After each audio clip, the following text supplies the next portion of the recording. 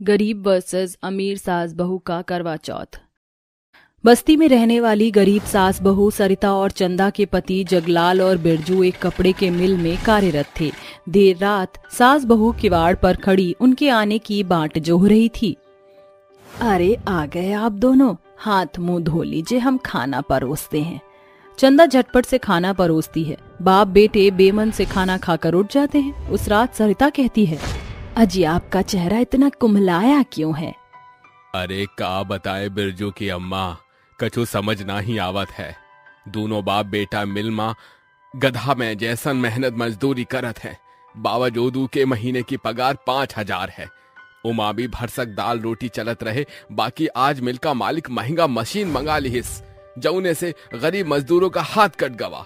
अजी किस सोप के सागर में गोते लगा रहे हैं? आज बाबूजी भी बड़े परेशान हैं। पत्नी के पूछने पर बिरजू बिलखते हुए सारी वारदात बता देता है। हम दोनों बाप बेटे बेरोजगार हो गए चंदा। अजी धीरज धरिए, ये बुरा वक्त भी टल जाएगा। आपकी जीवन संगनी हर पद पड़ाव पर आपके साथ है। अगली सुबह दोनों सास बहू बोलती हैं, माँ जी ये और बाबूजी एक साथ बेरोजगार हो गए हैं। मुझे तो घर खर्च की चिंता खाए जा रही है बहू। बिना दमड़ी दिए वो मक्खर बनिया एक सौदा नहीं देगा। जब तक बिरजू और तेरे बाबूजी को कोई दूजा काम धंधा नहीं मिलता, हम सास बहू को कुछ करना होगा। दोनों सास बहू काम की खोज में निकल जाती हैं। कई कोस चलने के बाद वह एक रिहायशी इलाके में दस्तक देती हैं। एक आलीशान घर देखकर चंदा डोरबेल बजाती है कि सर से पांव तक गहनों से लदी 50 वर्षीय शहरी सास मेनका बाहर आती है। नमस्ते मेम साहब जी, बाहर बोर्ड पर लिखा था काम वाली की जरूरत है। ठीक है, 3 पहर का खाना, झाड़ू, बर्तन, बस यही काम है। 5,000 पगार दूंगी। दोनों सास बहू फेटा बांधकर उसी पलचन से काम में जुट जाती हैं। वह गरीब गृहिणी निष्दिन अपने घरेलू कामों का निपटारा करके अमीर सास बहू के घर में दस्तक देती है। देखते ही देखते महीने का मंजर हो जाता है। एक सांझ, मेम साहब इस सप्ताह में करवा चौथ का त्योहार है। हम सास बहू को थोड़े पैसे मिल जाते तो बड़ी मेहरबानी होती। पैसे? अभी पिछले महीने ही तो पगार दी थी, उसी से काम चलाओ। हम दोनों सास बहू करवा चौथ की शॉपिंग करने जा रही हैं। अमीर सास बहू का जोड़ा आलीशान गाड़ी में बैठकर शॉपिंग के लिए निकल जाता है। इधर गरीब सास बहू कामकाज का निपटारा करके घर आती है। कमर तोड़ मेहनत के बाद भी इस करवा चौथ हम सास बहू की आस अधूरी रह जाएगी, क्योंकि मेम साहब के दिए पैसे तो बनिया के बही खाते की कटौती में ही उड़ गए। बचे खुचे पैसों से माता करवा के चढ़ावे का साज श्रृंगार आ जाए, वही बड़ी बात है। पिछले बरस बिरजू और उसके बाबूजी हम दोनों सास बहू के लिए सस्ता ही सही श्रृंगार का सामान लाए थे, मगर अब के बरस तो वह बेरोजगार बैठे हैं। सासू माँ, एक सुहागन स्त्री का सर्वोपरि श्रृंगार तो उसका सुहाग होता है। भले हम सास बहू गरीब हैं, मगर ये हमारा सौभाग्य है जो हमारे पति हमारे नजरों के सांझे तो हैं। हाँ बहू, इतनी बड़ी बात मैंने कैसे बिसार दी।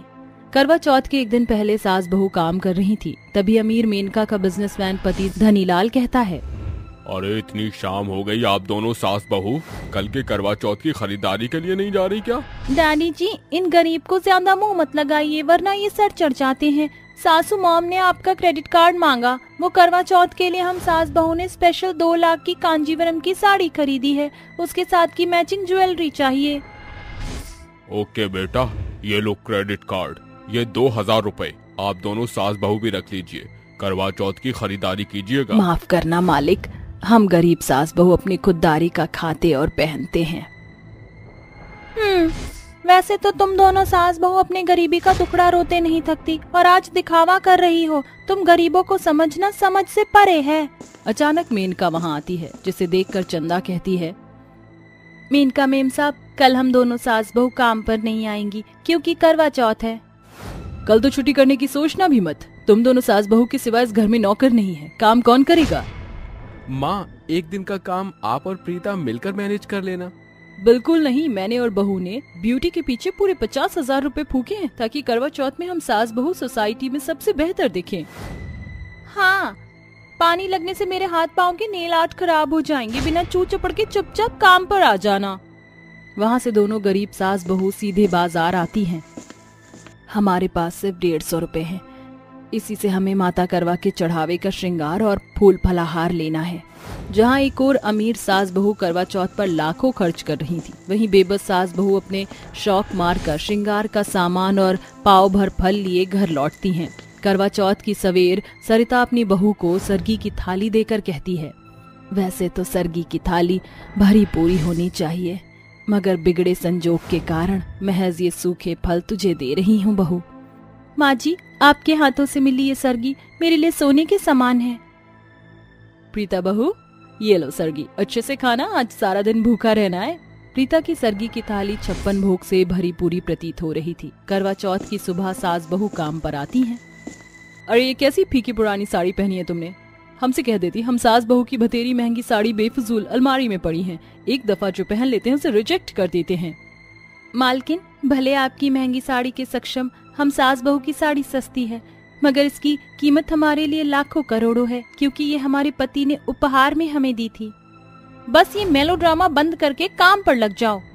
एक और अमीर सास बहू पांव पसारे आराम फरमा रही थी, वहीं गरीब सास बहू करवा चौथ के उपवास के साथ कामकाज कर रही थी। देखते ही देखते सांझ हो जाती है। मेम साहब, चांद निकल आया, मगर साहब नहीं आए। अरे हम सास बहू के पति बिजनेसमैन हैं, तुम्हारे गए गुजरे गरीब पति के जैसे नल्ले नहीं, आ जाएंगे। अचानक फोन की घंटी बजती है और सभी अस्पताल की ओर भागते हैं। डॉक्टर, मिस्टर धनीलाल और उमंग। वो देखिए, कुछ लोग लहूलुहान अवस्था में आपके पति को यहाँ छोड़ गए। Doctor, how are they both? कुछ कहा नहीं जा सकता, कंडीशन बहुत क्रिटिकल है। दोनों सास बहू की आंखों से आंसुओं का सैलाब उमड़ पड़ता है। ऐसे में गरीब सास बहू ही उन्हें सांत्वना देती हैं। धीरज धरिए मेम साहब, आज करवा चौथ का दिन है।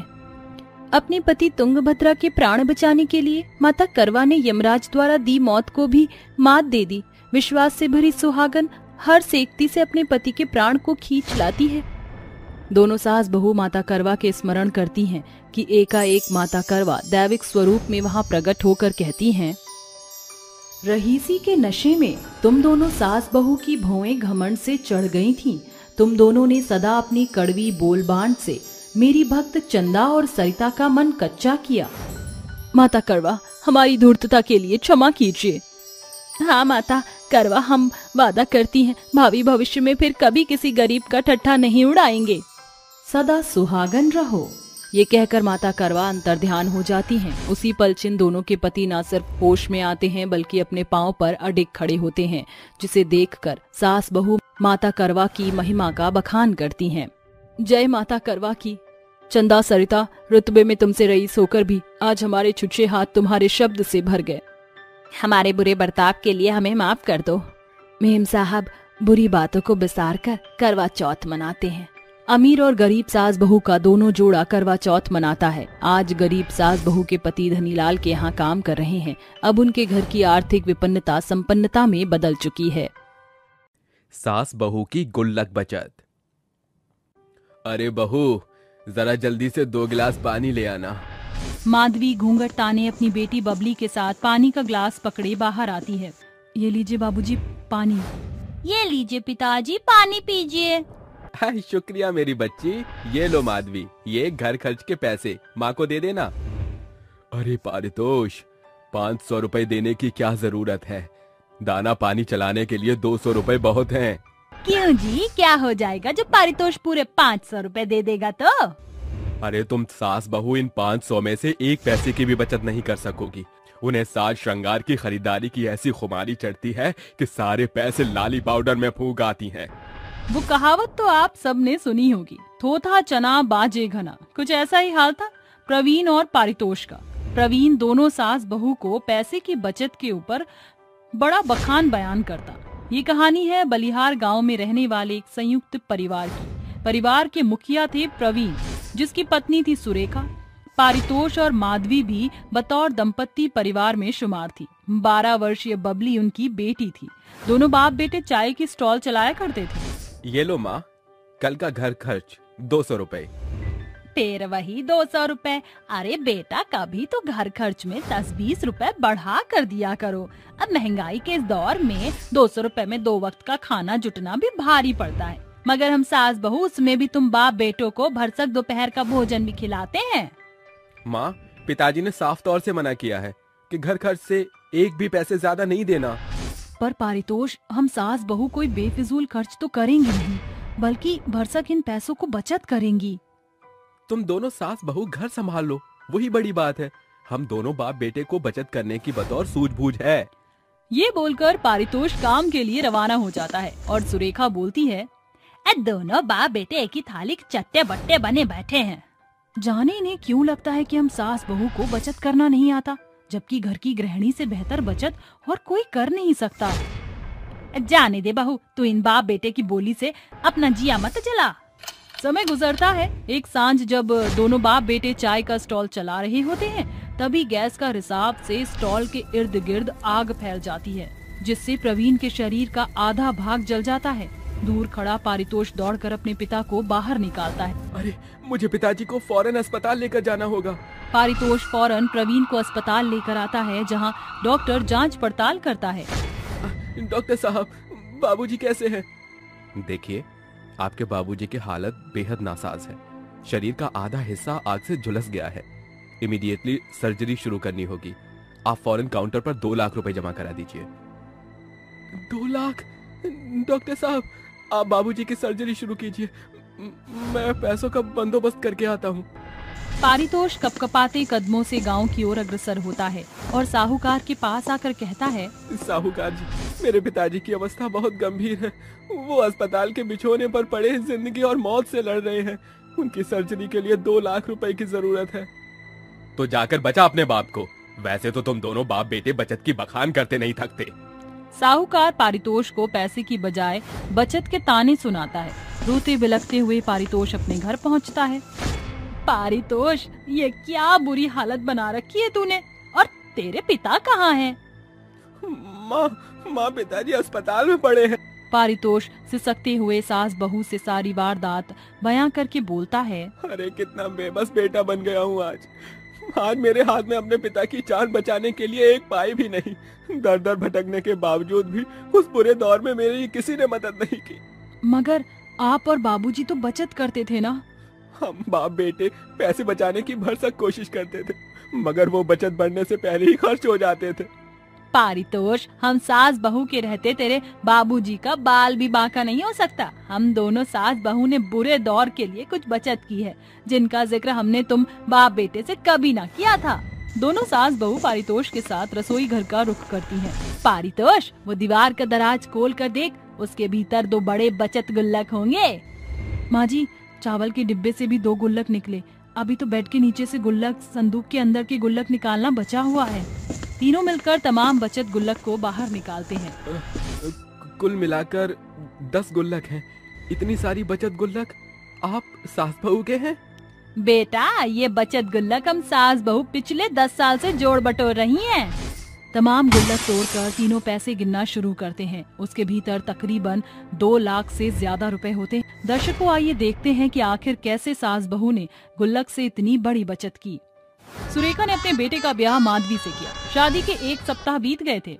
माँ जी, जब मैं इस घर में बहू बनकर आई हूँ, मैंने गौर किया है कि ये और ससुर जी कोई सेविंग नहीं करते। जो कमाते हैं वो रोजाना उड़ा देते हैं। बहू, मैं तो बोल बोल कर थक चुकी हूँ, मगर इन बाप बेटे से बचत होती ही नहीं। माँ जी, बुरे दौर के लिए बचत करना बेहद जरूरी है।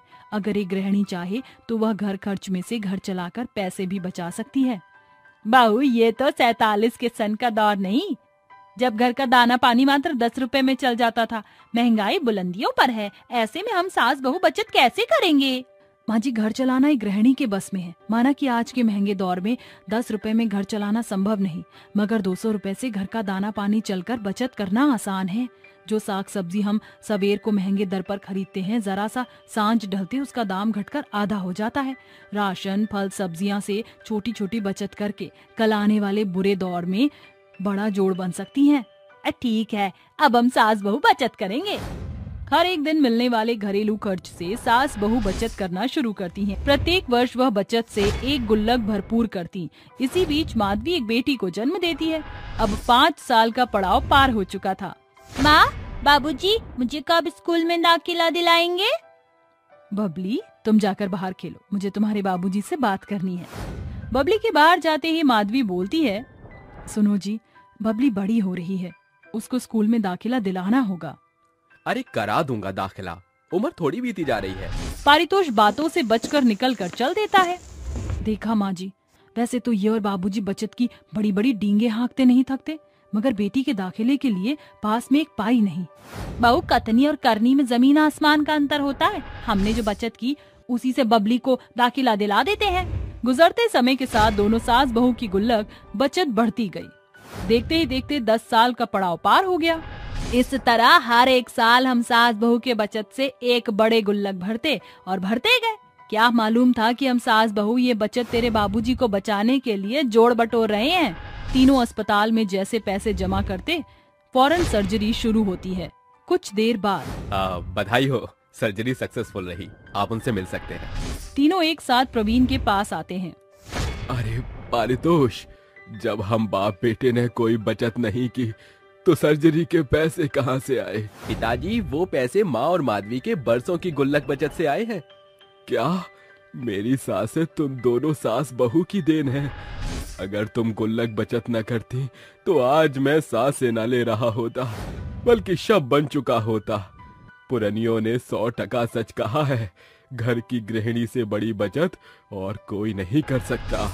इस घटना के बाद दोनों बाप बेटे की भटक खुलने के बाद वह भावी भविष्य में अपनी कमाई सास बहू को सौंपने लगे। सास बहू की बड़ी बचत से उन्होंने एक सुखदायी घर का बसेरा बनाया, जहां वह संयुक्त परिवार सुकून से रहते हैं। कोई नहीं जानता कि बुरा दौर कब आन पड़ जाए, इसलिए बचत करना बेहद जरूरी है। बाबूजी, हम पांचों बहनें अभी ब्याह नहीं करना चाहती, हमें थोड़ी मोहलत दे दीजिए। हाँ बाबूजी, पहले हम बहनों को कुछ बन जाने दीजिए। एक दफा बेटियों के जीवन में बहू की बेड़ियां पड़ने के बाद वो बेटियां जीवन भर बेबस बहू बनकर ससुराल का शासन सहती हैं। लेकिन अगर हम शिक्षित होकर ससुराल जाएंगी तो हमको किसी पर आश्रित नहीं होना पड़ेगा। अरे बंद करो तुम पांचों बहनें ये दकियानूसी दलील देना। सैकड़ों रिश्ते आते हैं और तुम्हारा काला रंग रूप से देखकर ही रफा दफा हो जाते हैं। अरे ऐसे सुनहरे रिश्ते दिया लेकर भी खोजने से नहीं मिलते। गनीमत है कि तुम पांचों काली कमली बहनों की काया से वाकिफ होकर भी कुंती बहन ने दहेज के दाम में 1 पैसा नहीं मांगा। ये उनका बड़प्पन है। अपने ये पढ़ने लिखने का शौक शादी के बाद ससुराल में ही पूरा करना। बाबूजी, जब आप बाप होकर हम बहनों के सपने को हमारे सामने रंग के चलते रौंद रहे हैं, तो सास बहू के सपने क्या ही साकार करेगी। बाबूजी, आज आप दहेज का बचता दाम देख रहे हैं, मगर शादी के बाद जब बेटी बहू बनकर ससुराल जाती है तो उस बेचारी को अबला बनकर सास और पति दोनों का ताना बाना सुनना पड़ता है। सोचिए कैसा लगेगा जब हम पांचों के सावले स्वरूप के कारण हमारे सामने आपकी नाम धराई होती है, तो हम बहनों का कलेजा कितना कचोटेगा। तुम पांचों काली कमली बहनों के खाली खोपड़ी में भूसा भर गया है। तुम चाहे भरसक कोशिश करके देख लो, अगर तुम मेरी बिटिया हो तो मैं तुम्हारा बाप हूँ। ये ब्याह हर हालत में होकर रहेगा। कहते हैं ना, इंसान अपनों से ही हारता है। बुलंद सोच रखने वाली बहनें पिता की मर्जी के आगे अपना सिर झुका देती हैं और पांचों का ब्याह कुंती के बेटों से हो जाता है। यहाँ से शुरू होता है 5 बहू के ससुराल का सफर। शिखा, सावरी, कविता, काजल, कलकी अपने सुनहरे दाहिने कदम से कलश उड़ेल कर गृह प्रवेश करो। ये सुनकर कुंती का बड़ा बेटा सुनील पांचों बहुओं की हंसी उड़ाते हुए कहता है, माँ, शायद आपके शब्द स्वर में कमी रह गई। सुनहरे कदम नहीं, सांवले कदम कहो। आखिरकार 5 बहनें एक ही थाली की चट्टे बट्टी हैं। बोलो तो ब्लैक ब्यूटी। सुनील के बोल बाण बनकर पांचों बहुओं के मन को बुरी तौर से तार बघार कर देते हैं। तभी कुंती बात संभालते हुए कहती है, अरे चुप कर मेरे बैल बुद्धि बेटे, भूल मत इन्हीं 5 में से एक तेरी बीवी है। बस करो, आपकी बात मानकर हम पांचों भाइयों ने भले ब्याह का बलिदान दे दिया, मगर इन ब्लैक ब्यूटी बहनों को कभी हमारी बीवियों का दर्जा नसीब नहीं होगा। ये कहकर पांचों भाई गुस्से से पांव पटकते हुए अपने कमरों का रुख कर लेते हैं और कुंती हिचकिचाते हुए कहती है, बहू, इनकी बातों पर गौर मत करना। मेरे बेटे बस बाहर से नारियल की तरह सख्त हैं, मगर अंदर से उतने ही नरम हैं। शादी ब्याह की भाग दौड़ी में तुम पांचों बहुएं थक गई होगी। जाओ, जाकर आराम कर लो। पांचों बहुएं अपने अपने कमरे की ओर अग्रसर हो जाती हैं, जहां कल्की का पति अनिल कहता है, अरे ओ मेरी ब्लैक ब्यूटी बीवी, तेरी जुर्रत कैसे हुई मेरे बिस्तर पर बैठने की? कान खोल कर सुन ले, तेरी जगह मेरे बेडरूम में नहीं उस बाथरूम में है। ये बोरिया बिस्तर उठा और बाथरूम का रास्ता नाप। ये बुरा बर्ताव महज एक बहू के संग न था, बल्कि बाकियों का भी यही हश्र था। गुजरते समय के साथ पांचों की शादियों को एक सप्ताह पार हो गया और एक सांझ। बहू, मैं शादी के बाद से देख रही हूँ कि तुम पांचों बड़ी गुमसुम सी रहती हो। अगर कोई बात है तो तुम अपनी सास से साझा कर सकती हो। पांचों बहुएं एक दूसरे को एकटक निहारते हुए कहती हैं। नहीं नहीं तो माँ जी, ऐसा कुछ नहीं है। अगर कुछ नहीं होता तो तुम हिचकती नहीं। जानती हो, तुम पांचों की सांवली सूरत देखकर मैंने तुमको इसलिए अपनी बहू बनाया क्योंकि तुम बिन माँ की बिटिया थी। मगर मेरी बदकिस्मती है कि मेरी सांवली बहुएं अपनी सास को माँ नहीं मानती। कुंती के शब्द सुनकर पांचों बहुओं की आंखों से बेबसी की बदरी बरस पड़ती है। माँ जी, शादी के शुरुआत से निस्दिन हम पांचों बहुओं के पति हमारी बेइज्जती करते हैं। वो कहते हैं कि हमारे काले चेहरे से उन्हें कुड़न होती है। माँ जी, इसलिए हम बहुएं इतनी जल्दी ब्याह नहीं कर रही थी। हम खूब पढ़ लिख कर अपने पैरों पर खड़ा होना चाहती थी ताकि भावी भविष्य में हमको अपने पति के पैसे पर आश्रित न होना पड़े। शायद हमारा सांवला रंग रूप हम बहुओं के बेहतर जीवन के लिए श्राप बन गया है। ये सब सुनकर कुंती कहती है। बहू, मैं जानती हूँ कि मेरे बेअकल बेटे तुम्हारे संग इतना बुरा बर्ताव करते हैं, मगर तुम्हारी सास के लिए सीरत के आगे सूरत का कोई मोल नहीं। तुम्हारे सांवले रंग के श्राप को शिक्षा के औजार से तोड़ा जा सकता है। सालों पहले मैं भी बहू बनकर शिक्षा का अरमान लिए ससुराल आई थी, मगर सास के सताव से मेरा सपना कांच की तरह बिखर गया। मगर उस दौर में जो मेरे संग हुआ, तुम्हारी सास वो तुम्हारे संग नहीं दोहराएगी। तुम पांचों अपने आगे की पढ़ाई जारी करो। जब तुम काबिलियत और कामयाबी के शिखर पर खड़ी होगी तो शायद तुम्हारे पति को तुम्हारी कदर समझ आए। सासू माँ, हम बहुएं बकायदा अब तक यही सोचती थी कि सास माँ नहीं बन सकती, मगर ये हम बहुओं का सुनहरा सौभाग्य है जो सास के स्वरूप में हमें आप मिली। पांचों बहुएं अगले ही दिन आगे की पढ़ाई के लिए दाखिला ले लेती हैं। समय गुजरता है। एक सुबह कुंती उनसे कहती है। बहू, तुम पांचों को छुपते छुपाते कॉलेज जाने की जरूरत नहीं। अरे तुम कोई चोरी थोड़ी ही कर रही हो। मगर माँ जी, हमारे पतियों को हमारे पढ़ने की बात पता चल गई तो? तुम पांचों को मेरे सपूतों के विषय में सोचने विचारने या उनसे सहम कर रहने की जरूरत नहीं। कुंती की सूझबूझ की बातें उसकी पांचों सावली बहुओं के भीतर घर कर जाती है। सप्ताह भर के भीतर ही उनके पतियों को इस बात की भनक लग जाती है। माँ, ये हम क्या सुन रहे हैं? आप अपनी काली बहुओं को घर की बागडोर संभालने के बजाय उन्हें पढ़ाने लिखाने के लिए बाहर भेज रही हैं। आपकी मति भ्रष्ट हो गई है क्या? क्यों इनकी काली सूरत से समाज को खबर फैलाकर अपने बेटों को रुसवा कर रही हो? हाँ माँ, इससे क्या बदल जाएगा? सास के सहयोग से पांचों बहुएं बुलंद हौसले का याव थामे बिना थके पढ़ती जाती हैं। दिन महीनों के मंजर में गुजरने के साथ पांचों बहुओं का सपना साकार हो जाता है। वो अपने पिता और पति को एक साथ इकट्ठा करती हैं। अरे ऐसी कौन सी खास खबर थी जो तुम पांचों ने अपने बाबूजी को यहाँ बुलाया? अब एक दूसरे की काली काया ही निहारती रहोगी या कहोगी कुछ? मगर इससे बिगड़ भी क्या जाएगा बेटा। हाँ बहू, अब और धीरज नहीं धरा जाता। अपने चेहरे की चमक का कारण बताओ। माँ जी, ये चमक उस सपने के साकार होने की है जिसे हम सालों से देख रहे थे। माँ जी, मैं और सांवरी शिक्षक के पद पर बैठ गई। माँ जी, आज मैं उच्चतम न्यायालय की वकील बन गई। माँ जी, जिस स्कूल में कविता और सांवरी शिक्षक हैं, मुझे उसी स्कूल में प्रिंसिपल का पद प्राप्त हुआ है। माँ जी, मैंने भी पुलिस का पद हासिल किया है। जुग जुग जियो मेरी बहू, आज तुमने अपनी सास का सीना गर्वित कर दिया। माँ जी, हम बहुएं आज इस बुलंदी के शिखर पर केवल आपकी बदौलत हैं।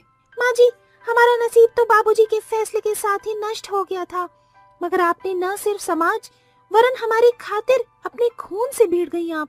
माँ जी, जहाँ ससुराल की सीमा बहुओं के लिए बेड़ियां बन जाती है, आज हमारे आस को हमारी सास ने साकार किया। ये हम काली बहुओं का नसीब है। बस बहू, खुशियाँ तुम्हारी आंखों के बदरी से बनकर बरस रही है। सावरी, अपने बेबाक पति को माफ कर दो। जहां हमें तुम्हारे इस सूखड़े सफर में साथ रहना था, हम तुम्हारे विरोध में खड़े थे। मेरी हूँ बुरी सीख से मेरे भाई भी अपनी बीवी से संग बुरा सलूक करते थे, मगर आज हम सभी गर्व से कह सकते हैं कि तुम हमारी बीवी हो। बेटी, अपने बाप को माफ कर दो मैंने काले रंग के लिए तुम पांचों को कोसा, मगर आज तुम्हारी अहमियत समझ आ चुकी है। तो देखा आपने कैसे एक सास बतौर अपनी 5 सांवली बहुओं की हिम्मत बनकर उनके सपने को साकार करके उनके नष्ट हुए नसीब को संवारने में सहयोग करती है। आज भी न जाने कितनी बेटियों का ब्याह उनके सुनहरे जीवन के बीच बेड़ियां बनी बैठी हैं, जिसका श्रेय समाज के बड़े तबके को जाता है। एक व्यक्ति की नजर और नजरिए के बदलाव से कई बेबस बहुओं का सूखड़ा जीवन सुनहरा हो सकता है। अरे नंदू, ओ नंदू, कहाँ मर गया है तू? अरे जल्दी से यहाँ पर आके देख, कितने सारे कस्टमर यहाँ पर इंतजार में खड़े हैं। हाँ दीदी, क्या हुआ? आ तो रहा हूँ, जब देखो नंदू नंदू नंदू करके चिल्लाती रहती हो। अरे थोड़ा सांस भी ले लिया करो। क्या कहा तू? मुझसे जुबान जोड़ी कर रहा है? रुक, तुझे तो मैं अभी बताती हूँ। जल्दी से मेरे कस्टमर को मिठाइयाँ दे दे, नहीं तो तेरी वो हाल करूँगी जो तूने कभी सपने में भी नहीं सोचा होगा।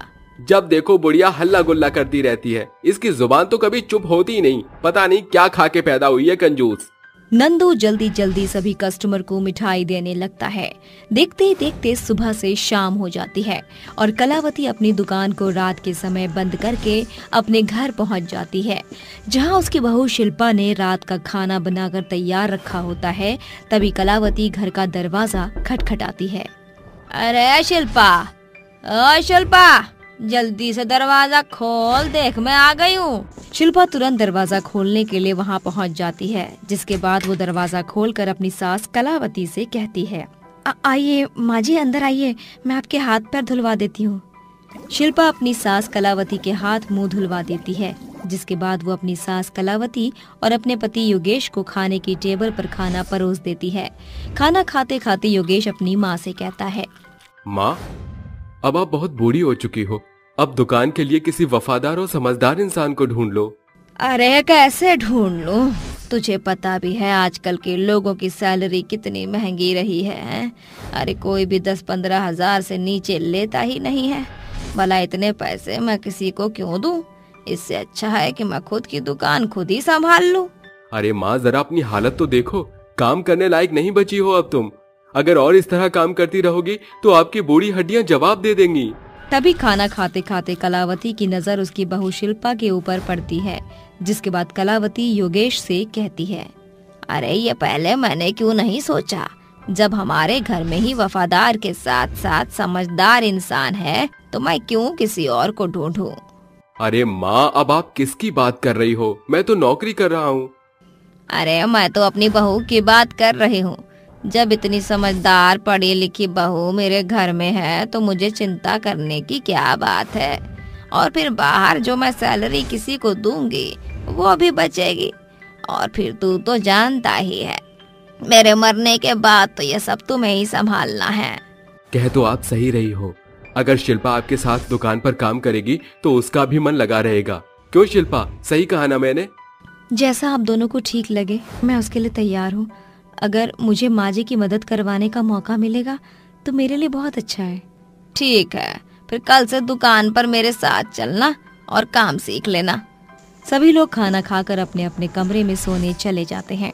अगले दिन जैसे ही सुबह होती है, कलावती शिल्पा को अपने साथ अपनी दुकान पर ले जाती है। नंदू, अरे ओ नंदू, अरे कहाँ है तू? जब देखो ये लड़का यहाँ से वहाँ घूमता रहता है। अरे कुछ तो शर्म कर, फ्री फोकट के पैसे उठा रहा है। कलावती की आवाज सुनते ही नंदू घबराते हुए उसके पास पहुंच जाता है और उसे इतना घबराए हुए देख कलावती उससे पूछती है, अरे क्या हो गया तुझे? जरा अपनी शक्ल पर तो देख, पूरे 12 बजे है 12। अब क्या बताएं दीदी जी, हमसे थोड़ी सी मिस्टेक हो गई है। अरे कैसी मिस्टेक हो गई, जरा मुझे भी बता। दरअसल हम मिठाइयाँ बना रहे थे, लेकिन चीनी में बहुत सारी लाल चींटियाँ लग गई थी और मैंने ध्यान नहीं दिया। गलती से सारी चीनी मैंने मिठाई में डाल दी। अगर इस तरह की मिठाई कोई खाएगा तो उसकी तबीयत खराब हो सकती है। अरे इतनी छोटी सी बात के लिए तुझे इतने परेशान होने की कोई जरूरत नहीं है। जल्दी से मिठाइयाँ तैयार करो और दुकान में लगाओ। हमें मिठाइयाँ बेचने से मतलब है। लेकिन माँ जी, अगर इस तरह हम किसी को नुकसान पहुँचाकर अपनी दुकान को चलाएंगे तो हमारी दुकान के लिए अच्छा नहीं है।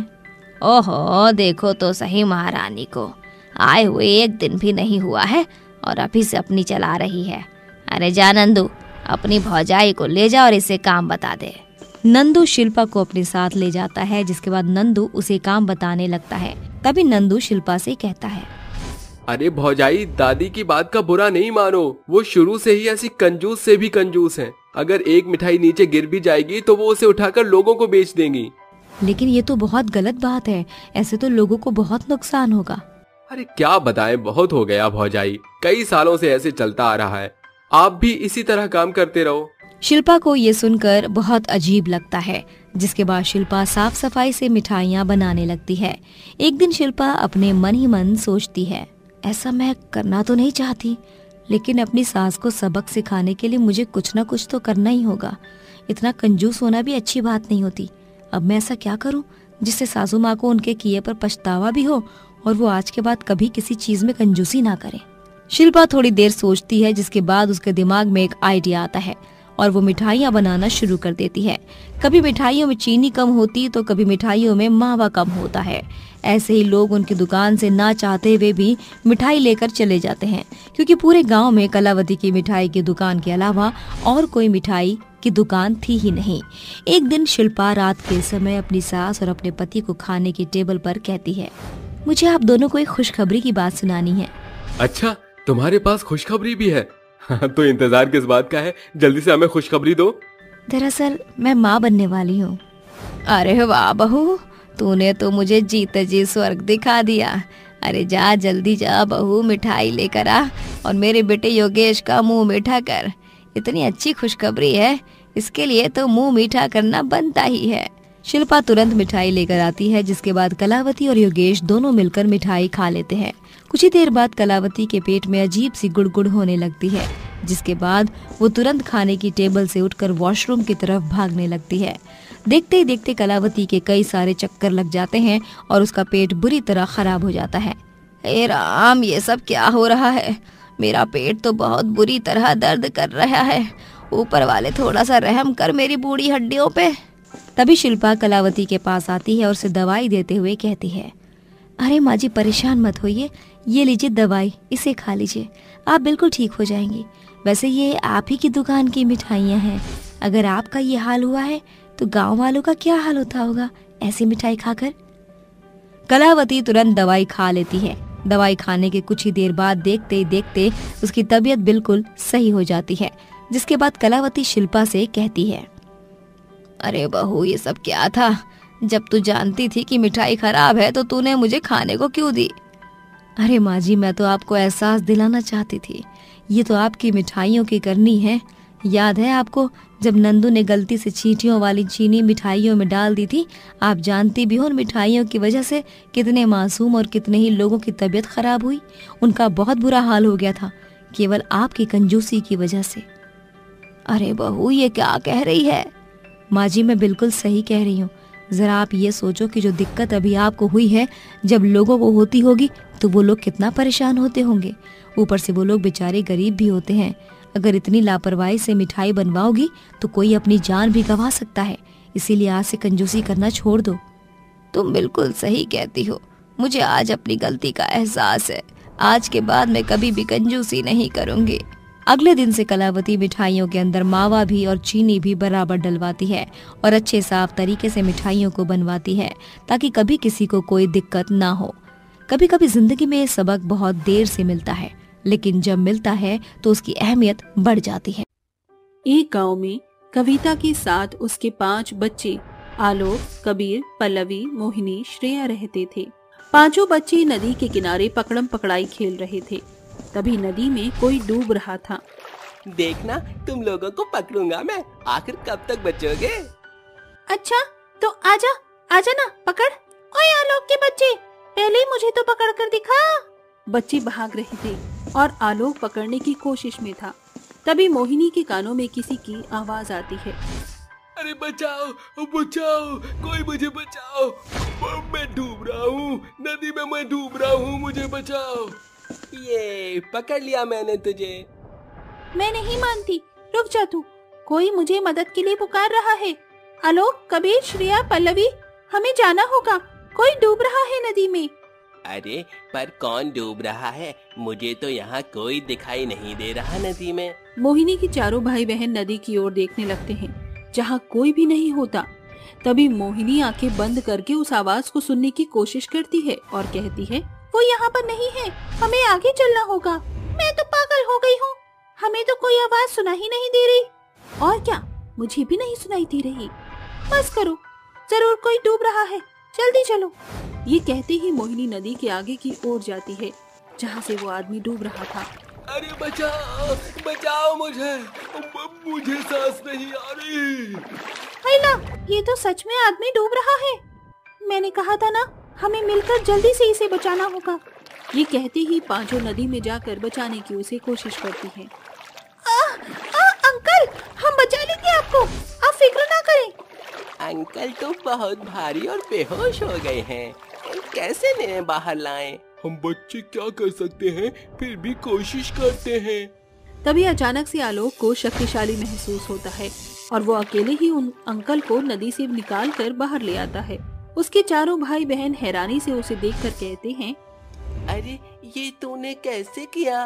पता नहीं यार कैसे किया, मुझे अचानक से बहुत शक्तिशाली महसूस हुआ और मैं उन अंकल को बाहर निकाल के ले आया।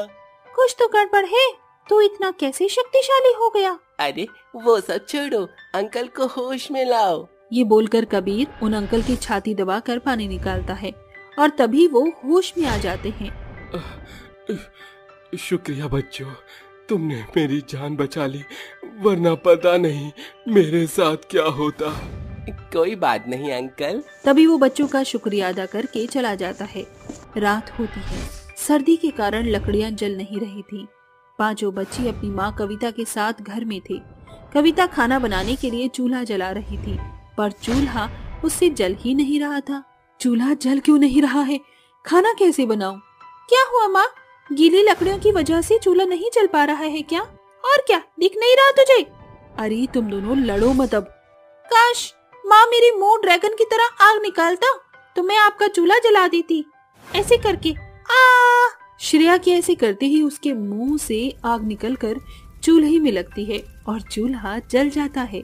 अरे बाप रे बाप श्रेया, तेरे मुंह से तो सच में आग निकल गई। ये तूने कैसे किया? मुझे नहीं पता, मेरे मुंह से पता नहीं कैसे आग निकल गई। हाँ, मुझे तो लगता है श्रेया कोई भूतनी या चुड़ैल है। माँ देखो ना, ये आलोक का बच्चा मुझे कैसे बोल रहा है, मैं मुंह तोड़ दूंगी इसका। अरे तुम पांचों आपस में लड़ना बंद करो, मैं बताती हूँ कि तुम में ये ताकत कैसी है। कविता कुछ बताने जाती है, उससे पहले ही एक भयानक भूत उसके सामने आकर कहता है, रुको हिडिंबा, तुम इन बच्चों को अभी सब कुछ मत बताओ, पहले तुम इन पांचों की शक्तियों की परीक्षा लो। जो हुक्म मेरे आका। ऐसा कहकर वो राक्षस गायब हो जाता है और कविता उन बच्चों को एक जंगल में ले जाती है। माँ आप हमें यहाँ क्यों लाई हैं? और वो डरावनी भूत जैसे कौन थे? हाँ माँ, कौन थे? तुम्हें सब बताऊंगी, पर जो बोलूं वो करके दिखाओ। अब समय आ गया है, तुम अपनी शक्तियों को पहचानो। श्रेया सामने आओ, जरा अपने मुंह से आग निकालकर इस घास को जला दो। माँ मुझसे नहीं होगा। आंख बंद करके कोशिश करनी होगी। आखिर माँ करना क्या चाहती हो आप? कविता के कहते ही वो स्वयं आग निकालकर घास को जला देती है और पांचों बच्चे हैरान हो जाते हैं। हैला, मेरे मुंह से दोबारा आग कैसे निकलेगी माँ? कबीर, अब तुम अपना ध्यान लगाकर मुंह से पानी निकालने की कोशिश करो और इस आग को बुझाओ। माँ आप मजाक क्यों कर रहे हो? हमारे पास कोई शक्तियाँ थोड़े हैं। तुम पांचों पर अपनी अपनी शक्तियाँ हैं, जल्दी करो कबीर, आग को बुझाओ। ये सुनते ही कबीर मुंह से पानी निकालकर उस आग को बुझा देता है। भैंस की आँख, मैं तो मुंह से पानी निकाल लेता हूँ और मेरी बहन मुंह से आग निकालती है। माँ फिर तो मुझ में भी शक्ति होनी चाहिए। हाँ, तुम में भी है। ये पेड़ देख रही हो, कितना लंबा है। आंख बंद करके कोशिश करो कि इस पेड़ से तुम ज्यादा बड़ी हो पाओ। करो। तभी पल्लवी भी अपना ध्यान लगाकर पेड़ से लंबी हो जाती है। माँ आप सब तो बहुत छोटे छोटे दिख रहे हो यहाँ से। इसका मतलब माँ मैं एक ताकतवर हूँ। हाँ, तुम पांचों ताकतवर हो। तुम में चुड़ैल और भूत के बच्चों की अनोखी शक्तियाँ हैं। बाकी की बात बाद में बताऊंगी। अब सभी घर चलो।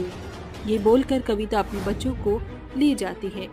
पांचों बच्चे अपनी शक्ति आजमाने लगते हैं और कहते हैं, देखो मैं तुम सबसे बड़ी हो सकती हूँ, कितनी शक्तियाँ हैं मुझ में। तुमसे ज्यादा अच्छी मेरी है, मैं ताकतवर हूँ, इस पेड़ को हिला सकता हूँ, देखो।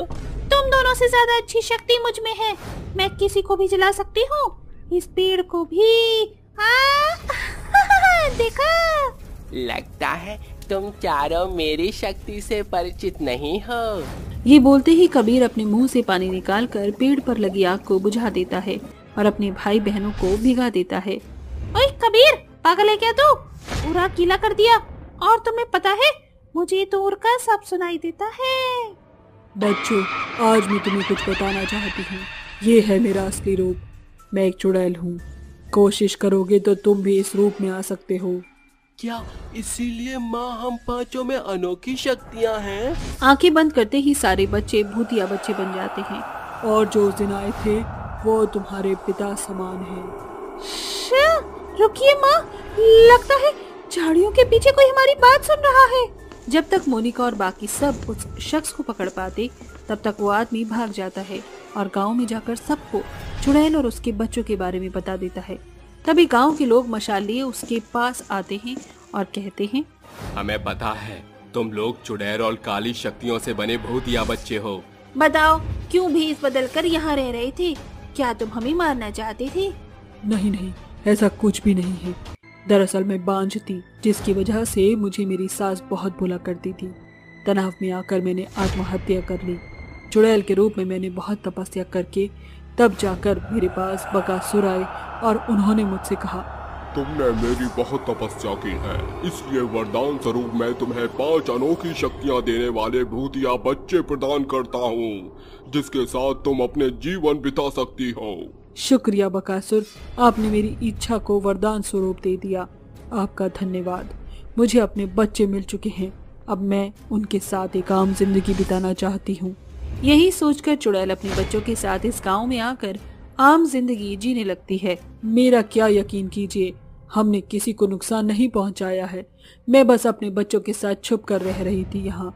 मेरे बच्चे भी पूरी तरह से अपने असली रूप के बारे में नहीं जानते थे। अगर यही बात है तो अब तुम चले जाओ यहाँ से। ठीक है, हम चले जाएंगे।